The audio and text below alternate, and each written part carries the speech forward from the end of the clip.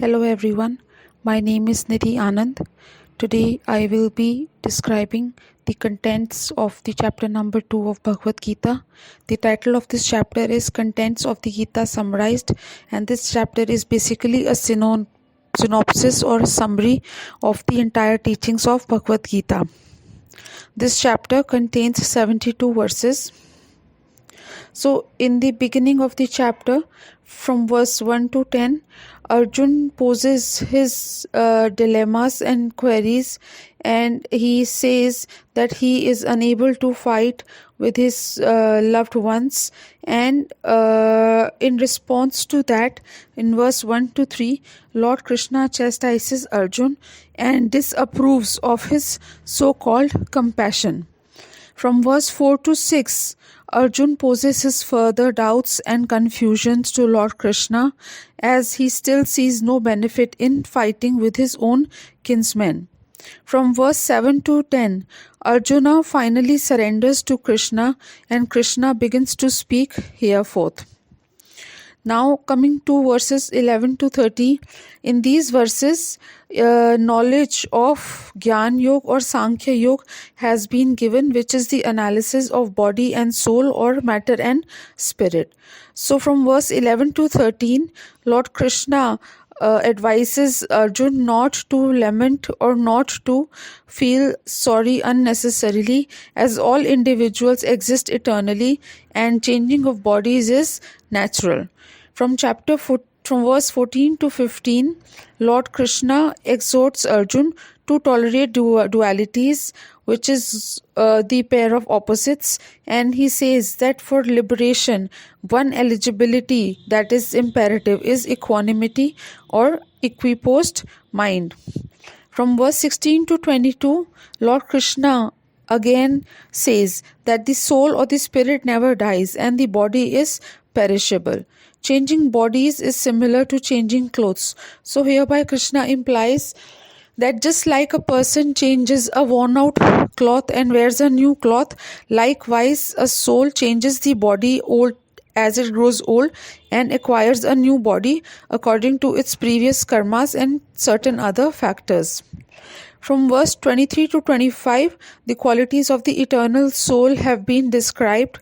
And from verse 26 to 30, Lord Krishna states that birth and death are two facts of life that are inevitable, which implies that any person who is born or any creature or any species that is born is bound to die, and as death is inevitable.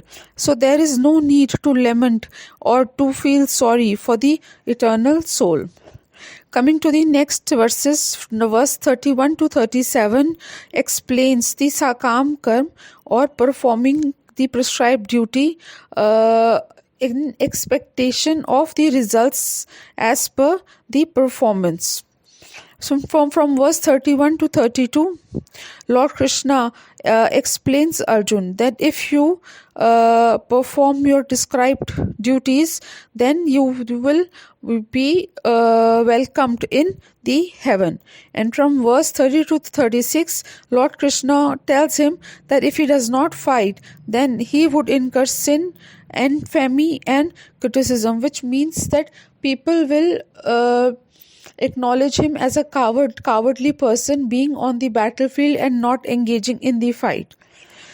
In verse number 37, Lord Krishna extols the benefit of fighting for Arjun, and he says that if he wins, then he gets the kingdom in victory, and if he is defeated, then he will reach heaven, because he would die doing his prescribed duty, as Arjun was a Kshatriya.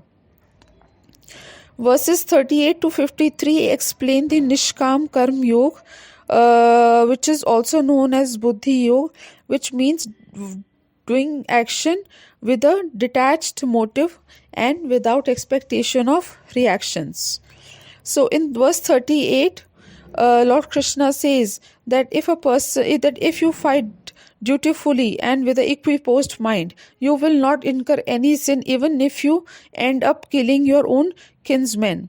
From verse 39 to 40, Buddhi Yoga has been explained, and as has been explained in this verse, that there is no loss in this yoga, even if a person escalates in this process, in the process of bhakti Buddhi Yoga, and falls down or stays stable due to certain reason. There is no loss in this yoga. From verse 41 to 46, Vyashya intelligence and Vedic Karma Kanda have been explained. From verse 47 to 49, it has been explained as to how Nishkam Karma Yoga can be practiced. And verse 50 to 53 explain the benefits of acting in Buddhi Yoga, being equiposed and performing one's duty with a equiposed mind. From verse 54 to 72, the qualities of a Sthit Pragya person has been explained. Such Sthit Pragya person is a person who is a liberated soul or Jivan Mukta. In verse 54, Arjun poses questions about a Sthit Pragya person or a self-realized soul, and in verse 55, all the symptoms of a self-realized person has been explained. From verse 56 to 57, Sthit Pragya's response to dualities have been mentioned as to how a self-realized soul or a self-realized person responds to the dualities of life, and how his speech is while dealing with the dualities of life. From verse 58 to 63, the sense control of a self-realized person has been explained, and it says that he withdraws senses like a tortoise. Sense control is difficult even for the wise and is possible only by Krishna Bhakti. One falls down in 8 stages due to uncontrolled mind.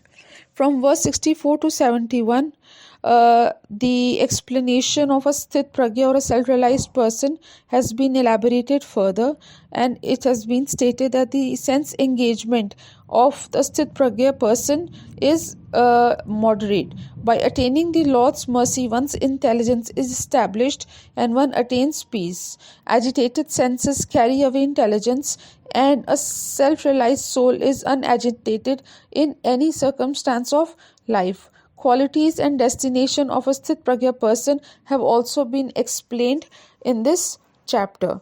So this is the conclusion of the chapter number 2, which is contents of the Gita summarized. The rest of the Gita is based around the discussion that took place in this chapter. I would urge everyone to read Bhagavad Gita at least once in a lifetime, because it is truly a spiritual gem, and it helps many people in living a life that is righteous and that is fulfilling. Thank you.